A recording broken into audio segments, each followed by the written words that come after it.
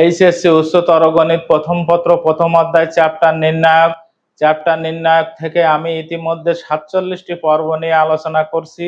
আজকে 48তম পর্ব নিয়ে আলোচনা করব।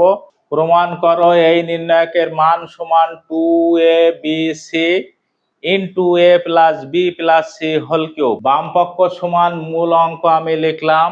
এই নির্ণায়কটি বিবেচনা করলে কোনো সারি বা কোনো কলামে কমন নাই, কিন্তু এই নির্ণায়কটা যদি এখান থেকে আমরা বিস্তার করার চেষ্টা করি তাহলে অঙ্কটি অনেক জটিলতার সৃষ্টি হবে এবং প্রমাণ আমরা সহজে মেলাইতে পারবো না। এ কারণে নির্ণায়কের ভিতরে বীজগাণিতিকভাবে ক্যালকুলেশন করে নির্ণায়কটিকে একটি নরমাল আকারে নিয়ে আসতে হবে, তারপরে বিস্তার করলে সহজে আমরা প্রমাণ পেয়ে যাব। সমান সমান এই নির্ণায়কের প্রথম সারিকে সি দ্বারা ভাগ করেছি, দ্বিতীয় সারিকে এ দ্বারা ভাগ করেছি, তৃতীয় সারিকে বি দ্বারা ভাগ করেছি, যেটা প্র্যাকটিক্যালে দেখানো হলো equal to A B C. এই সারিতে ক্যালকুলেশন দিলে এখানে A plus B whole square by C হয়। এখানে সি সি কেটে গেল থাকলো এ, এখানে সি সি কেটে গেল থাকলো বি, এখানে এ কেটে গেল থাকলো সি, এখানে b plus c whole square বা এ থাকলো, এখানে এ কেটে গেল থাকলো বি। তৃতীয় সারিতে বি বি কেটে গেল থাকলো সি, এখানে বি বি কেটে গেল থাকলো এ, এখানে C plus A whole square by B থাকলো equal to A B C.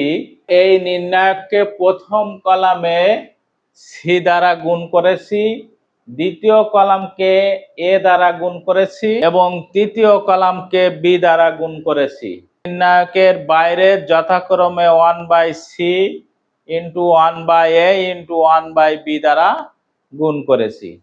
ABC R ABC কেটে গেল, এই নির্ণায়কটা পাওয়া গেল, যেটা নরমাল আকার ধারণ করেছে। আমরা ইচ্ছা করলে এখান থেকেও সরাসরি বিস্তারে নামতে পারবো, সেক্ষেত্রে প্রমাণটা ভিন্ন কায়দায় ক্যালকুলেশন করতে হবে। এ কারণে আমি এই নির্ণায়কটিকে প্রথম সারিকে প্রথম কলামে এবং দ্বিতীয় সারিকে দ্বিতীয় কলামে এবং তৃতীয় সারিকে তৃতীয় কলামে রূপান্তর করে নিয়েছি, অর্থাৎ সবগুলো সারিকে কলামে রূপান্তর করা হয়েছে।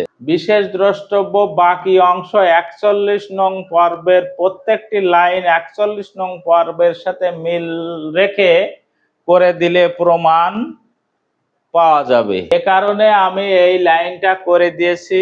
41 নং পর্ব এবং 48 নং পর্বের অঙ্ক খুবই গুরুত্বপূর্ণ, যেটা পরীক্ষায় সব সময় আসে। এ কারণে আমি একটা নিয়মের সাথে মিল রেখে এই জটিল অঙ্ক দুটো আমি একটা নিয়মের মধ্যে রেখে প্রমাণ করার চেষ্টা করেছি এবং প্রমাণ দিয়েছি।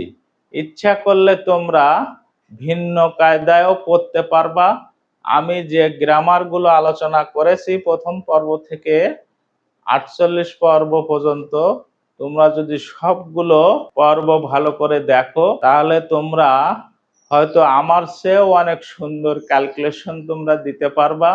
আমি যেখানে লাইন বাড়িয়ে দিয়েছি সেখানে তোমরা লাইন কমিয়ে করতে পারবা, অনেক জটিল অঙ্কও তোমরা সহজ করতে পারবা। আজকে আমি নির্ণায়কের মূল বিস্তারের অঙ্কগুলো প্রমাণ বা অ্যান্সার পর্ব শেষ করলাম। তোমরা আগামী পর্বের জন্য প্রস্তুত থাকো। কিভাবে বিস্তার না করে নির্ণায়ক প্রমাণ করতে হয় সেটা আমি আগামী পর্বে দেখাবো ইনশাল্লাহ। আমি এখানে একটি কথা তোমাদেরকে বলতে চাই। আমি 48টি পর্ব নিয়ে নির্ণায়কের বিস্তার নিয়ে আলোচনা করেছি। এ বাদেও যদি তোমাদের কোনো বইয়ে কোনো পুস্তকে তোমরা যদি ভিন্ন জাতীয় অঙ্ক পাও, যেটা তোমাদের কাছে সলিউশন করতে যদি কষ্টসাধ্য হয়, আমি যা শিখিয়েছি সেই অনুযায়ী যদি না পারো তাহলে আমার হোয়াটসঅ্যাপ নাম্বার তো বলেই দিয়েছি, আগে আধার নাম্বার দিয়েছি, আমার হোয়াটসঅ্যাপ নাম্বারে তোমরা ছবি উঠায় পাঠিয়ে দিবা, আমি সমাধান করে ইনশাল্লাহ তোমাদেরকে দিয়ে দেব। এই প্রতিশ্রুতি আমি তোমাদের দিলাম।